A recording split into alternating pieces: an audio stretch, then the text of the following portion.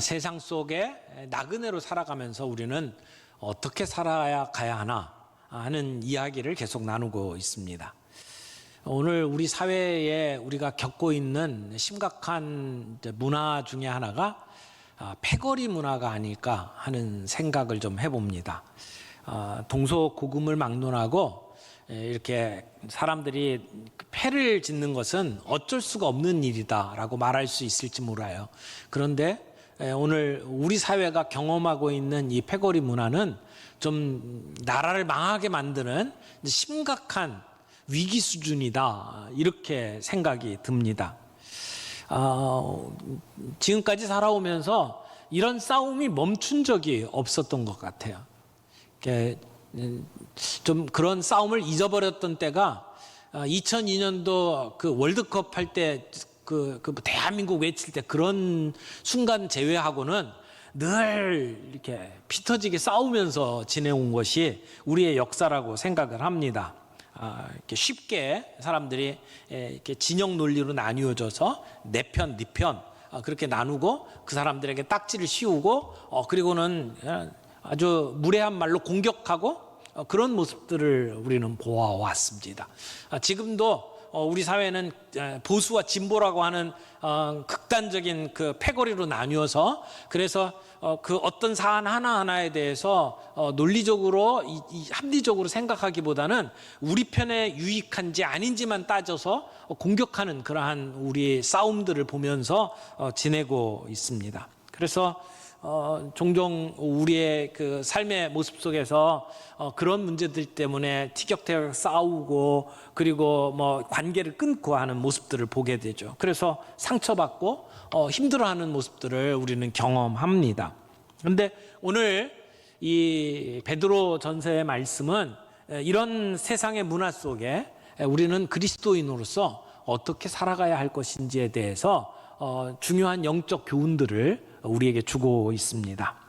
오늘 본문 말씀을 보게 되면 마지막으로라고 시작이 돼요. 보통 편지를 제일 끝에 마무리하면서 마지막으로 이렇게 쓰곤 하는데 오늘 이 베드로가 마지막으로 하는 얘기는 편지를 끝내겠다는 얘기는 아니에요. 앞에서 지금까지 이야기해왔던 내용을 어느 정도 정리하고 넘어가는 그런 의미에서 마지막으로라고 이야기를 하고 있습니다. 그렇다면 그 앞에 지금까지 어떤 이야기들을 해왔는지 한번 점검을 하고 오늘 본문으로 넘어가는 것이 좋을 것 같습니다. 베드로는 고난당하고 있던 그리스도인들에게 너희는 이 땅에서 나그네로 살아가는 사람들이라는 것을 잊지 말아라 라고 이야기를 하죠. 그리고 그 하나님 나라를 향해서 순례길을 떠난 그러한 나그네로서 우리의 육신의 정욕을 제어하고 선한 행동들을 보여야 한다. 그래서 하나님께 영광을 돌려라 이렇게 권하고 있죠. 우리가 살아가는 세상이 비록 죄악으로 인해서 왜곡되고 그리고 좀 그 좋지 않은 사람들이 득세해서 이 하나님의 원래의 뜻을 제대로 드러내지 못하는 그러한 사회 제도 속에 우리가 살아가고 있지만 그럼에도 불구하고 우리 그리스도인들은 이 사회 제도에 순복하면서 하나님께 영광을 돌려야 된다라고 베드로가 이야기를 하고 있습니다. 그래서 구체적인 예를 들어서 이야기를 하는데 제일 먼저 이야기한 것이 종들에게 그 당시 노예로 살아갔던 사람들에게 그 주인과의 관계에서 어떻게 살아가야 되느냐 하는 이야기를 했어요. 그것은 마치 오늘 직장 생활을 하고 있는 우리 그리스도인들이 어떻게 살아가야 될지를 보여주는 말씀이라고 말할 수가 있을 겁니다. 그 당시에 종들에게 너희는 사람의 종으로 살지 말고 하나님의 종으로 살아라. 그래서 자유인이지만 그러나 복음을 드러내기 위해서 사회 제도와 질서에 순종하는 삶을 살고 그래서 하나님께 영광을 돌려라 라고 이야기를 했고요. 그리고 이어서 하시는 말씀이 이제 가정 안에서 부부관계 속에서 어떻게 살아야 될지를 이야기를 했죠. 물론 하나님의 원래의 뜻이 그대로 살아있지 못하고 왜곡되어 있는 우리의 현실 속이지만 그럼에도 불구하고 우리가 하나님께 영광을 돌리기 위해서 아내들이여 남편에게 순종하라. 이렇게 말씀을 했습니다. 그것은 시키는 대로 그대로 살아라라고 하는 이야기가 아니라 너희는 자유인이다. 하지만 그런 하나님이 만들어 놓은 그러한 가정의 질서를 생각하며 그 질서를 인정하라라고 하는 말씀으로 우리가 정리를 했어요. 그리고 바깥에 드러내는 외모에 치중하는 데 쓰는 에너지를 좀 줄이고 너희 내면을 다듬는 데 써라 라고 권면을 했죠. 그리고 남편들에게는 아내를 더 연약한 존재로 알고 하나님의 유업을 이어받을 그 공동 상속자로 알아서 귀히 여겨라 라고 권면을 했어요. 그래서 종들에게, 아내들에게, 남편들에게 이야기를 하고 난 뒤에 오늘 본문에서는 마지막으로 라고 하는 말로 이어서 우리의 공동체 생활 속에서, 사랑과의 관계 속에서 우리가 어떻게 살아가야 우리의 공동체를 살릴 수 있을까, 이런 영적인 원리를 오늘 우리에게 주시는 겁니다. 여기 이 공동체라고 하는 것이 예수 믿고 살아가는 우리 교회 공동체에게 주시는 말씀이냐, 아니면 우리가 살아가고 있는 이웃, 이 세상 속에서 대인관계에 관한 말씀을 주시는 거냐, 여기에 대해서는 학자들마다 조금씩 이견이 있어요. 어떤 사람은 이건 교회 공동체를 향해서 주신 말씀이다 라고 이야기하고, 어떤 사람들은 이것은 세상 속에서 인간관계를 우리가 어떻게 해야 되는지를 보여주는 말씀이다 라고 해석을 하기도 합니다. 근데 제가 보기에 어떤 본문은 명확하게 교회 안에 있는 공동체에게 주신 말씀으로 보여요. 그러나 대부분의 나머지 부분들은 교회만이 아니고 우리가 살아가는 우리의 이웃 관계에 다 적용할 수 있는 말씀이라고 볼 수 있습니다. 오늘 우리는 우리가 살아가는 세상 속에서, 공동체 속에서 공동체를 살리는 사람으로 살아가기를 원합니다. 그렇다면 우리는 어떻게 살아가야 할까요? 우리는 어떻게 우리의 공동체에서, 인간관계 속에서 그리스도인답게 살아가야 할까요? 여기에 대해서 우리가 함께 나눌 수 있기를 바랍니다. 첫 번째는 예수님께 배운 가치를 따라 사십시오. 오늘 베드로는 우리에게 마지막으로라고 이야기를 하면서 5가지 삶의 가치에 대해서, 태도에 대해서 설명을 하고 있습니다. 그 5가지 내용을 우리가 살펴보면서 우리 공동체를 세우는 중요한 인생의 원리를 정리를 좀 해보죠. 첫 번째는 8절 보겠습니다. 마지막으로 말하노니 너희가 다 마음을 같이하여, 이 첫 번째예요. 다 마음을 같이하여. 두 번째, 동정하며.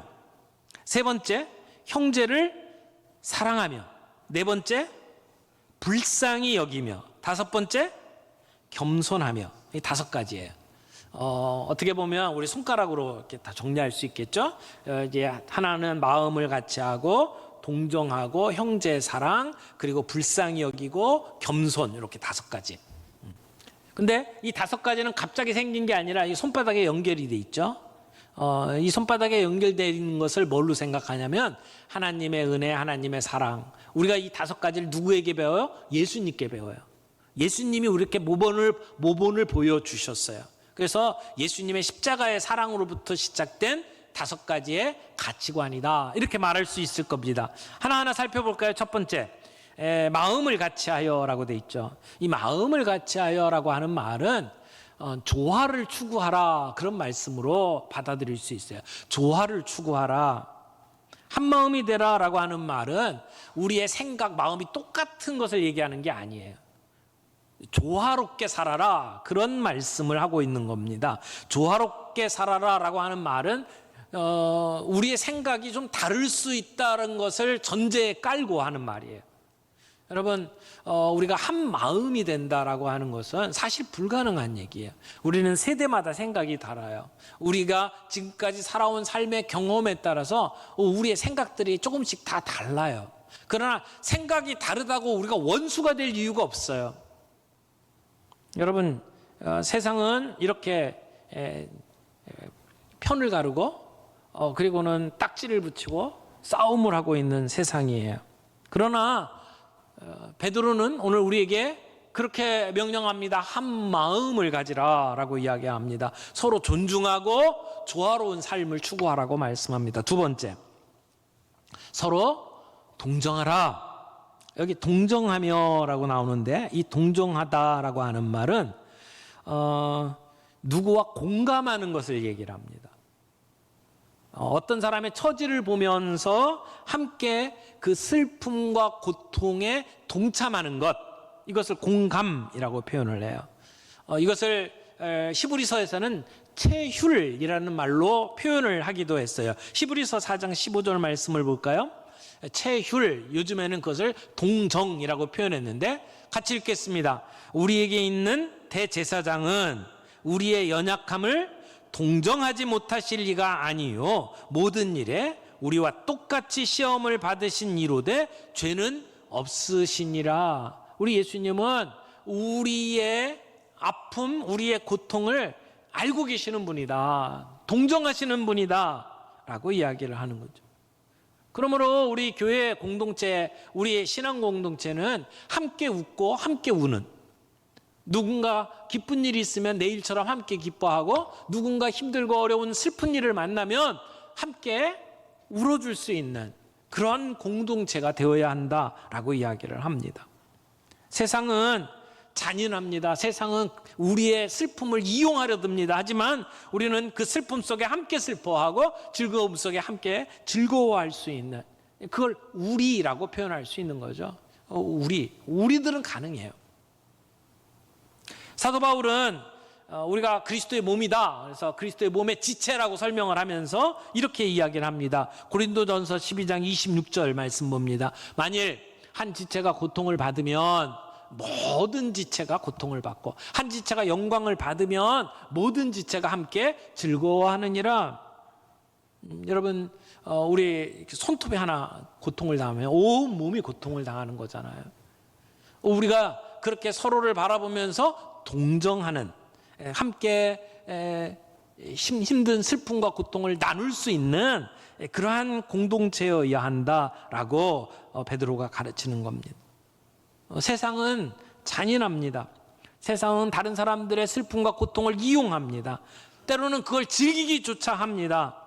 여러분, 그 N번방 이야기 같은 경우 보세요. 얼마나 끔찍합니까? 사람이 그런 짓을 해놓고 그걸 즐기고 있다는 것이 얼마나 수치스럽습니까? 얼마나 잔인합니까? 그런 세상 속에 우리는 슬픔을 당하고 고통상하는 사람들의 그 감정에 함께 우리가 동참하는, 그러한 동정하는 마음이 필요하다라고 하는 겁니다. 우리가 서로에 대해서 무관심한 것이 아니라 서로의 입장과 처지를 생각하며 함께 슬퍼하고 함께 기뻐하는 우리 공동체가 되어야 할 줄로 믿습니다. 그래서 우리 가운데 정말 어려운 사람이 있으면 우리가 그들을 위해서 함께 기도하고 그 슬픔을 함께 나누잖아요. 특별히 우리가 순모임을 통해서 그런 사랑을 함께 나누고 그런 동정하는 자리에 설 수가 있습니다. 때로는 정말 어려운 당한 사람, 어떤 사람을 안다면 우리가 교회에 목적 헌금을 해서 내가 누군가가 준 것인지 밝히지는 않더라도 그 어려운 사람을 도울 수 있는 일들을 하고 있지 않습니까? 이것이 동정하는 그러한 길이라고 생각을 합니다. 세 번째는 서로 사랑하라, 형제를 사랑하라. 여기 형제 사랑이라고 하는 단어가 헬라어로 보면 필라델피아예요. 미국에 있는 도시 필라델피아라고 하는 도시 알고 있죠? 그 뜻을 생각을 하면 형제 사랑이라는 뜻입니다. 여러분, 우리 공동체가 함께 살아가기 위해서는 서로 사랑하는 게 필요해요. 형제 사랑, 여기서 말하는 이 형제 사랑은 깊은 우정을 이야기합니다. 우리 주변에 있는 사람들과 이런 깊은 우정을 나누는 것이 필요하다는 것이죠. 그냥 예수 믿는 사람들끼리만 그런 것이 아니라 우리의 삶의 현장 속에서 이웃과 더불어 그런 우정들을 개발할 필요가 있다고 생각을 해요. 그런 사랑은 다른 사람을 위하는 마음에서부터 시작이 됩니다. 나만 위하는 생각에서는 형제 사랑이 힘들어요. 그러나 다른 상대방의 유익을 구하는 것에서부터 우리는 우정 관계를 발전시킬 수가 있습니다. 여러분, 옆에 사는 사람들이 누군지 요즘에 참 이렇게 관계 맺기가 참 쉽지 않아요. 엘리베이터를 탈 때마다 뻘쭘합니다. 어떻게 눈을 어디에 둬야 될까? 이렇게 인사를 좀 하고 싶은데 다들 이렇게 반대쪽만 쳐다보고 있어요. 그리고 또 뭐 여자분이 탔다 그러는데 여자분한테 알지도 못하는데 뭐 상냥하게 안녕하시냐고 인사를 하면 마치 치안을 보는 것처럼 이렇게 째려보고 그래서 참 인사하기가 쉽지 않습니다. 요즘에는 이제 아이들이 이렇게 같이 탄다든지 이렇게 애완견을 데리고 이렇게 타는 경우에는 말 붙일 수 있는 가능성이 훨씬 높아요. 저희 아파트에도 이렇게 써 있더라고요. 엘리베이터 안에 아이들은 인사하기를 원해요. 이렇게 써 있더라고요. 아이들만 타면 야, 잘 있었니? 뭐 인사하고 요즘 학교 다니냐? 뭐 이렇게 인사도 하고 대화를 하려고 노력을 합니다. 여러분 우리 주변에 누가 있는지를 보시면서 그리고 대화를 나누기 시작하고 그리고 그들과 더불어 우정의 관계를 개발을 하라는 겁니다. 네 번째, 불쌍히 여기라. 불쌍히 여기라. 여기 불쌍히 여긴다라고 하는 것은 우리의 진심에서 우러나오는 동정심을 이야기를 하는 거예요.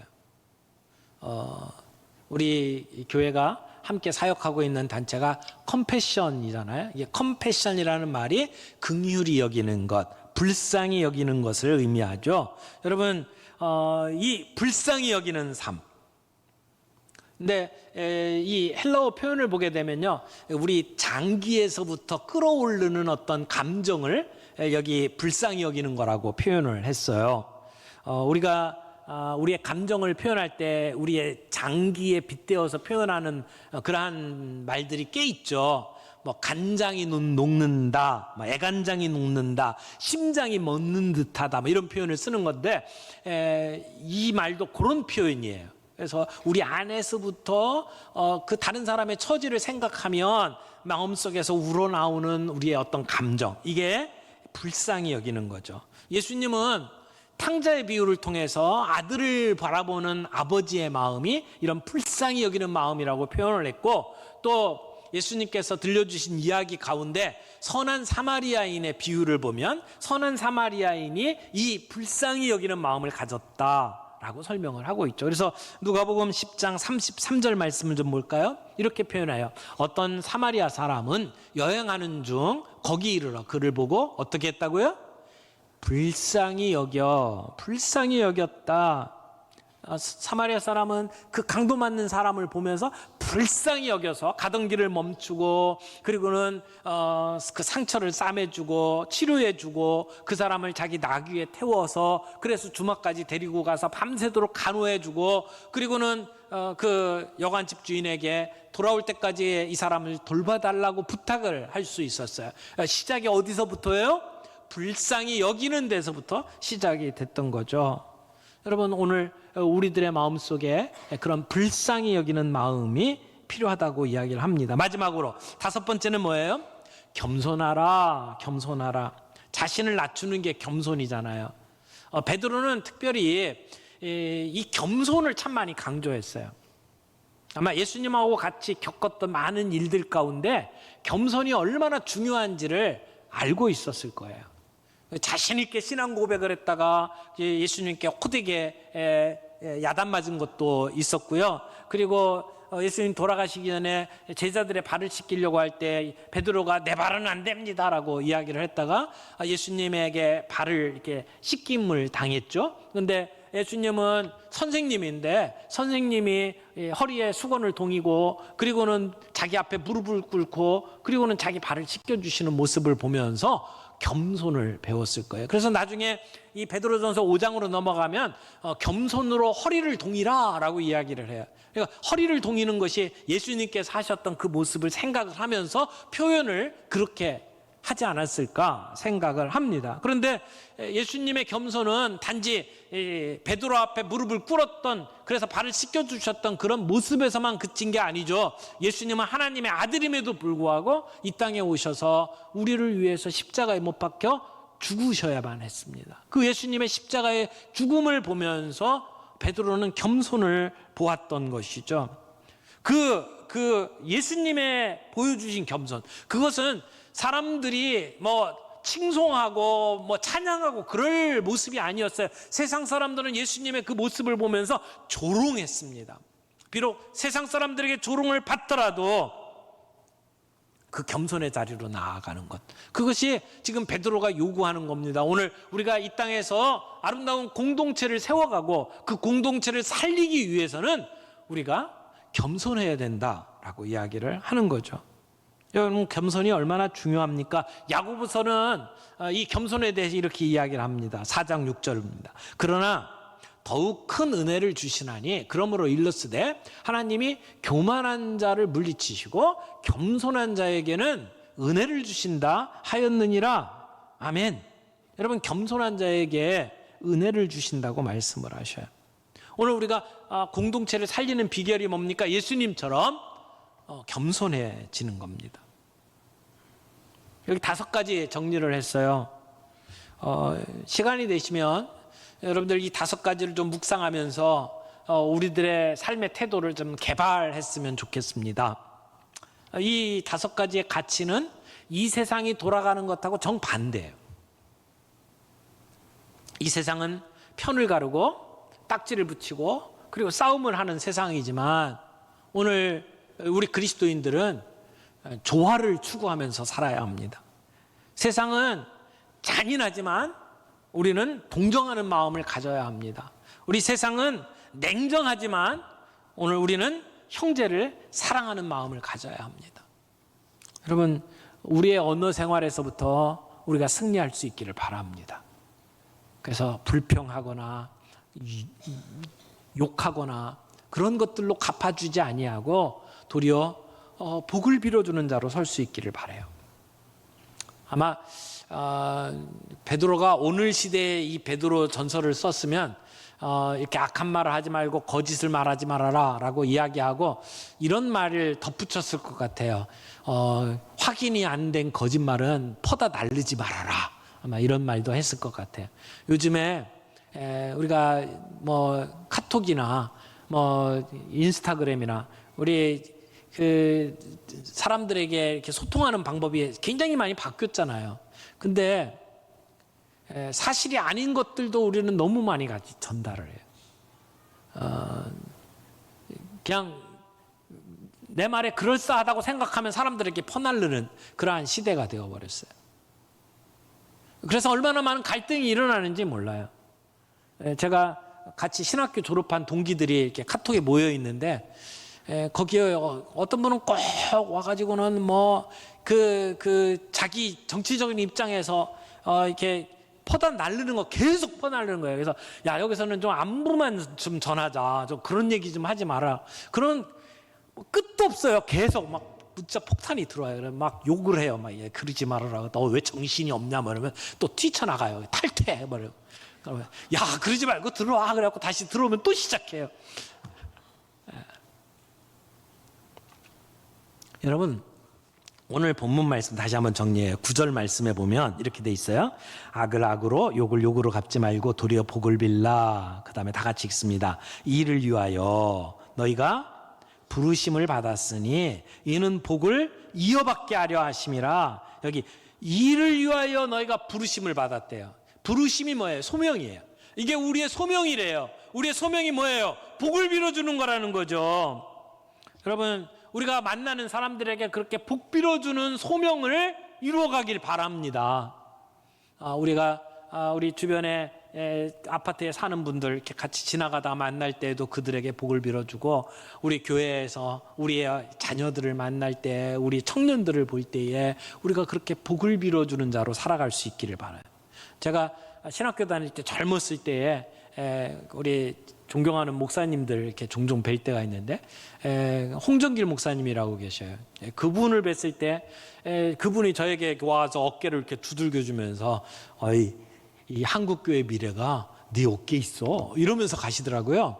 뭐 새파란 신학생이 무슨 한국교회를 짊어지겠습니까마는, 그런데 그렇게 존경하는 선배가 와가지고 이렇게 어깨를 두들기면서 그런 얘기를 했을 때 굉장히 큰 힘을 얻었거든요.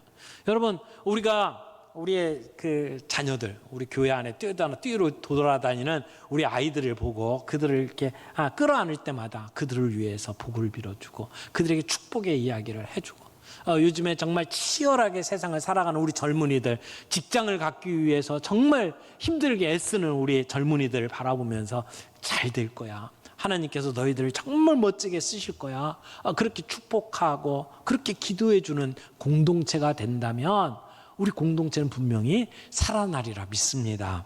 그게 우리의 소명이래요. 여러분, 우리의 소명이 뭐라고요? 복 빌어주는 거라고요. 그리고 그렇게 복 빌어줬을 때에 하나님이 놀라운 역사를 일으켜요. 스데반이 죽어가면서 저들의 죄를 저들에게 돌리지 말라고 기도하면서 죽었어요. 그때 그 자리에 누가 있었어요? 청년 사울이 있었어요. 스데반의 기도에 하나님 응답하셔서 사울을 바울로 바꿔주셨잖아요. 우리의 축복이 그들의 삶을 바꿔놓을 거예요. 그들의 삶이 놀랍게 변화될 거예요. 우리 공동체가 살아날 수 있을 거예요. 오늘 우리 교회가 우리의 모든 관계 속에서 서로를 복 빌어주고 그래서 서로를 살리는 아름다운 역사가 있기를 바랍니다. 오늘 말씀을 맺겠습니다. 우리가 우리 사회 속에서 인간관계 어떻게 해야 됩니까? 첫 번째, 예수님이 우리에게 보여주신, 가르쳐주신 가치관을 놓치지 않길 바랍니다. 세상하고 비고 어긋나고 좀 조롱받는 가치일지 모르지만 포기하지 않기를 바랍니다. 그 가치를 따라 살아갈 수 있기를 바랍니다. 악이 비록 자행된다 할지라도 복을 빌어주는 자로 살아가기를 원합니다. 우리가 그 소명받은 자라고 하는 것을 잊지 않기를 바랍니다. 그래서 복을 빌어주십시오. 우리 가운데 악한 말, 거짓말 멈추고 선한 말, 복을 빌어주는 말로 우리의 삶을 바꿔서 화평을 추구하는 삶을 살아갈 수 있기를 바랍니다. 그런 우리들의 삶 속에 하나님께서 놀라운 역사를 일으키시고 우리 가운데 하나님의 나라가 확장되는 모습을 보게 하실 줄 믿습니다.